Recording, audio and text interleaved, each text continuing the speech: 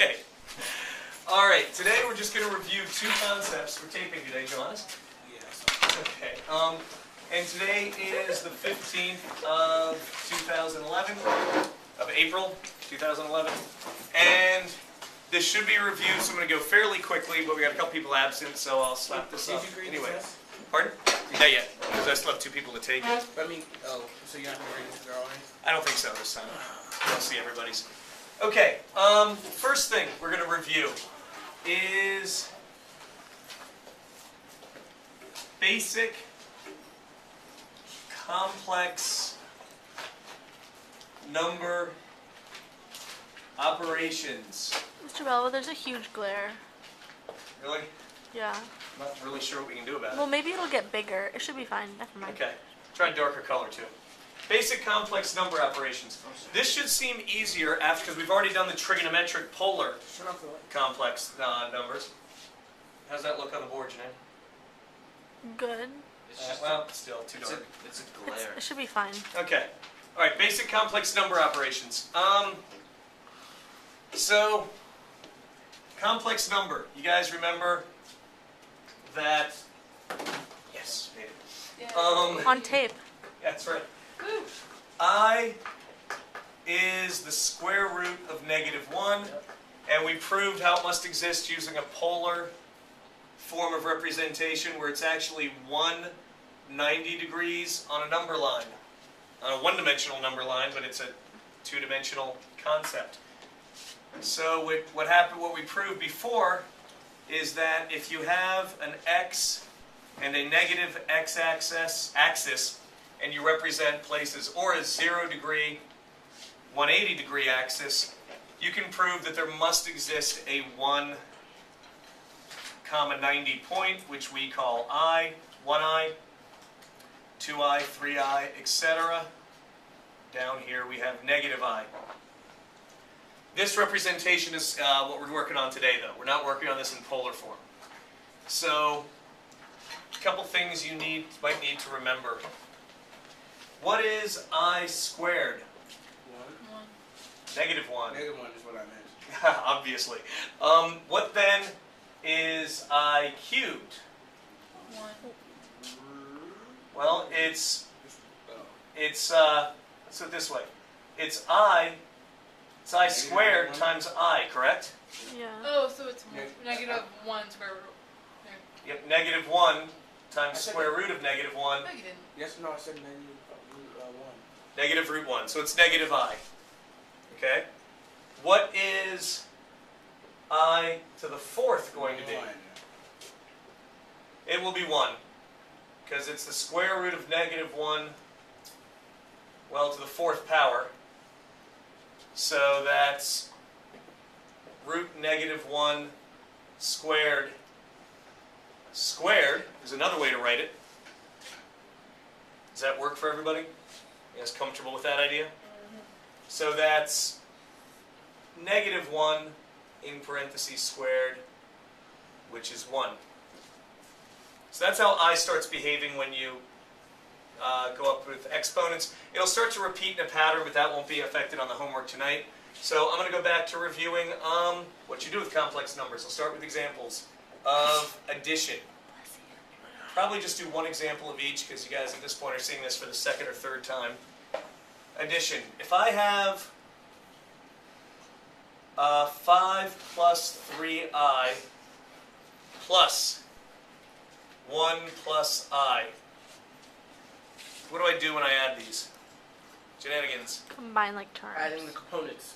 Combine like terms, or adding the real and non-real components. Here is a real component. Here is a non-real component. Did you know you guys can put your calculators into a non-real mode and it will actually do I calculations? It's called the I calculator. I think Steve Jobs would probably have a complaint about that. So this is going to be 6 plus 4i. You guys handle that idea? Mm-hmm. How do you think subtracting them works? Same thing. deal. Same deal. Subtraction. I'll do the same numbers. 5 plus 3i minus 1 plus I. In this case, it'll be 5 minus 1, so it'll equal 4, and 3I minus I, because you distribute the subtraction throughout the parentheses, so that will be plus 2I. That'd be awesome if like a smart board could record what was being written on it, like as it was written. It can, actually, but not as a video, but as a Word document. Yeah. Things to be careful of over there, if you don't get both parts.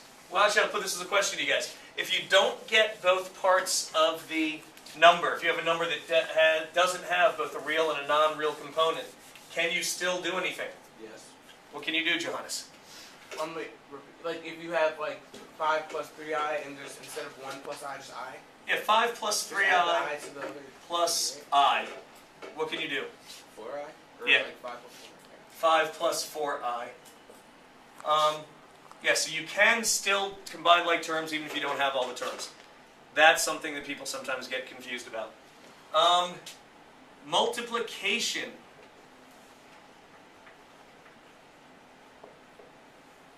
Multiplication. I'll stick with the same numbers because that's the mood I'm in today.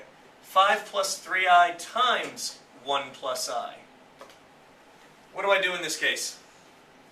Shenanigans. Foil. Foil. Damn it. Is that just what you were going to say? Yes, foiled again. Exactly. No, I just don't like I that. hate Oh, it. I thought you were making like curses foiled again. That's what villains used to say. Oh, yeah. that would have been more clever. Alright, yes. I hate how like when you foil, like when you first learn foiling, Uh-huh. the variable is first, and now it's second. And now it's second. Well, this isn't a variable, it's a number. Just a very weird number. But actually the letter is last. Okay, so first is 5. There's my first. Inner is 3I. Outer is 5I. And last is 3I squared.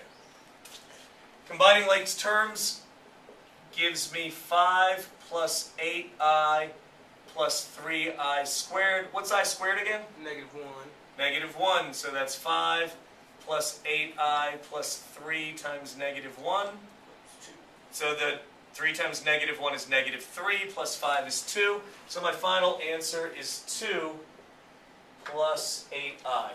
Does the real number have to go first? It doesn't change the mathematical value, it is the tradition. 8I plus 2 means the same thing. Right. This also works if I just have I, you just distribute. If you only have one or the other between a real or non-real component, you simply distribute it, and it works that way. Fun fact, actually I'm going to go a little bit into graphing this, even though it's not part of the homework, but this is actually a relevant fact for those of you who go on into engineering. Like you know, that well, you know how flea. you graph imaginary points? Wait, what? You're gonna be an engineer. She wants to be a novelist. Okay. Yeah. I know. If you graph this point, 4, 5, 6, 7, 8. This is a point up here, 2 plus 8I. It's a single point, it's a single dimension, it's not an XY Is pair. there a number line? It's on the imaginary or complex plane. Okay. So you graph 2 plus 8I, and if this were a vector, what slope would it have? Or what slope would you follow to get to that point? Up 1 over 4. Over 1, up 4, I think. Up I think you one- said it that- exactly yeah, right. yeah. Okay. Yeah. You'd be going up 1 over 4. Yeah. Okay? Take a look at this. I wanted to do an example of this anyway. If I multiply 2 plus 8I just times I, Wait, up 1 over 4. up over 1, up 4. Oh, Yeah, I over just 1 said up. it I didn't wrong. know, okay. Yeah. Up 4 over 1, up 4 over 1 will get you there. Now I'm going to multiply, for a new example, 2 plus 8I times I. That's going to get me 2I plus 8I squared, correct? Did I distribute correctly? Why did you put the distribution on the other side? Why do you mean the I on the other side? Or- Yeah. Yeah. Doesn't matter. You're really picky about these things today. This is kind of funny. It's spelled